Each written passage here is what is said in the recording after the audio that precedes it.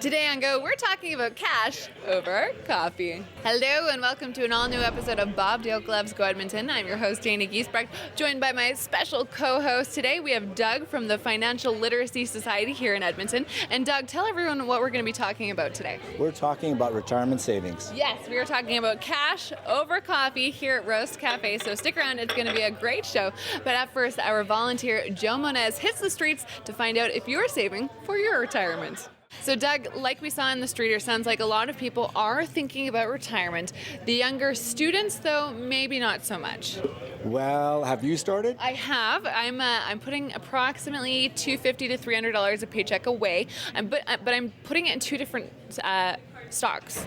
So I'm not sure if that's even the right way to do it. I don't even know. I budget to put it away, and I hope for the best one day in 50 years. Well, the best. 50 years, let's say. 35 years. The most important thing is that you have started. You have begun. You recognize that you want to live your life. You want to live large, you've told me, in your old age. I do. And starting now is the key to that. Okay. For someone who just wants to live comfortably, I want to go on all the cruises and the Vegas trips and all the fun stuff when I retire. But for someone who just wants to live comfortably, do you recommend a certain amount from each paycheck that they should be putting away? And should we make appointments with financial advisors to find out exactly where the money is going and how we're going to be gaining all of the credit and the interest on those stocks and investments? Geez, you sound like you're really ahead of the game. That's fantastic. I want to pay the bills. Well, you want to pay the bills and you want to live large. You want to go to Vegas, that's for sure. You want those dream trips. I think the best thing for you then, if you're so far ahead, is that you should sit down with a financial planner and take it from there. Okay, wonderful. Well, like I said earlier, we're talking all about retirement and savings this show with Doug. So stick around, more information to come here on Go. Welcome back. If you're just tuning in now, we are here at Roast Cafe for Cash Over Coffee. We are talking about cash as we enjoy coffee. I'm here with Doug from the Edmonton Financial Literacy Society, and we're talking about retirement and savings, and the fact that it is not a one-size-fits-all program. What do you mean by that, Doug? Retirement for some people might be living where they're at right now and getting by on $2,500 a month. For other people, they want to live a more grandiose lifestyle, and maybe they're budgeting $8,000 a month. Yeah, $8,000 is huge. I don't even know what I'd do with it. Go shopping and the spa, and I would definitely be drinking and eating out very well, traveling for sure. Yeah. But $8,000 seems incredible. Well, you have to be putting away a lot of money to have a retirement income of $8,000 a month. And not everyone can obviously do that. Not everybody can do that. How much would you say the average person should be aiming for? Well, the stats are that the average couple spends about $56,000 a year in their retirement. Okay, wow. But there's a big variability even saying that. So you can't even say that that's it. Okay, so that's what, about $4,500 a month approximately? I'm trying to do some mental math here. But you want to really take into account of a lot of things. You want to take a look at your current expenses and what your retirement expenses would be. And your retirement expenses really depend on what you want to do with your lifestyle and also health considerations. Okay, well, stay tuned, more information to come. But right now, King's University is highly ranked in Canada among our smaller post-secondaries. Their music program is one reason why. Here's Tim with more. Thanks for that, Tim. Up next, we learn about an amazing fundraising campaign that's all about giving back and moving forward. Head to albertacancer.ca/SFH for more information. Okay, Doug, so next we're talking about the 3 phases of retirement. What are the 3 phases? Well, overall, when we retire, we usually enter an active phase. That's what we get our traveling in. We see the relatives. We do the grill trips that we've really been looking forward to for a long, long time. And then we kind of slow down a little bit. We stick around home a little bit more. And in the last phase of retirement, unfortunately, we face declining health and associated health costs. Do a lot of retirees spend the majority of their savings in the first phase? The first and the last. Okay.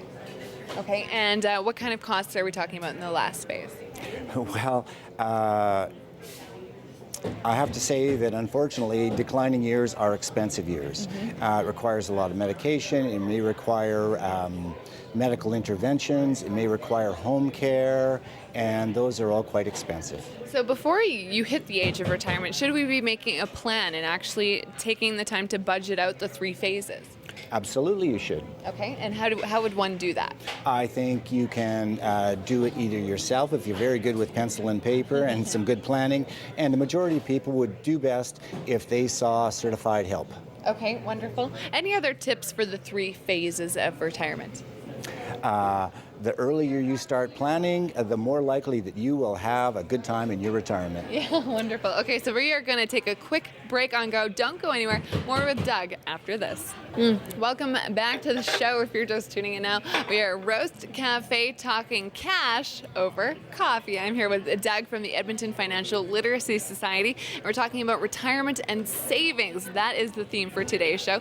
And coming up, we were talking more about savings. What are we talking about, Doug? We're talking about tax-free savings accounts and retirement savings plans. So to get to that retirement, you got to do a lot of saving. Stay tuned for that information. But right now, Jen McDonald introduces us to a woman who overcame a lot of adversity with the help of her creative passion.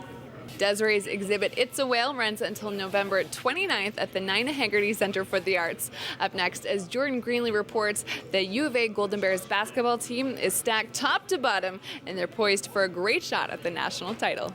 Thanks for that, Jordan. Okay, so Doug, next up, we are talking all about savings, tax-free savings accounts, and RRSPs, probably the 2 most important ways to save for your retirement. With tax-free savings accounts, how do they work exactly? With a tax-free savings account, you can put in up to $5,500 a year into an account, and in that account, various investments your investments will grow and not be taxed. Okay, and I believe there is a limit with tax-free savings accounts, how much money you can put in a single year, right, before you are taxed? That's right. It used to be $5,000 and it's currently $5,500. Okay, not bad. And then as far as the RSPs go, there's lots out there, lots to choose from. There's lots to choose from. The more important thing is the big picture is that you can deduct up to 18%, as in you can contribute 18% of your income each year. And let's say for you, in your case, down the road, you're going to be wanting to buy a condo or a first house.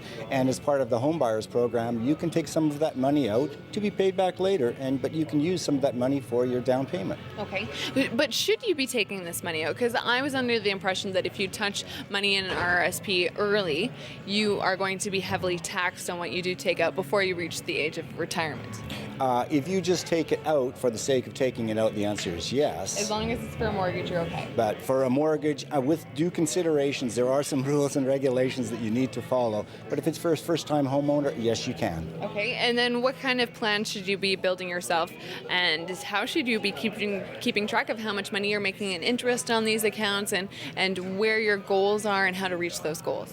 Well, you always want to set your goals, and you also want to keep track of where your money is and how it's performing. And you want to know how it's growing, how it's not growing, and make some adjustments as you go along. And how do you do that? I would recommend for most people that they get in touch with a bank or a certified financial planner and go from there. Okay, wonderful. All right, more to come. Cash over coffee right after this.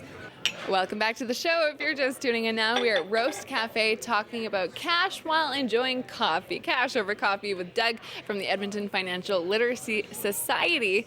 Now, to end the show, Doug, we're talking about retirement and savings. What is your number 1 piece of advice for all of our viewers at home? Number 1 piece of advice is to make a plan and start contributing towards it. It's never too late to start, right? It's never too late to start. Wonderful.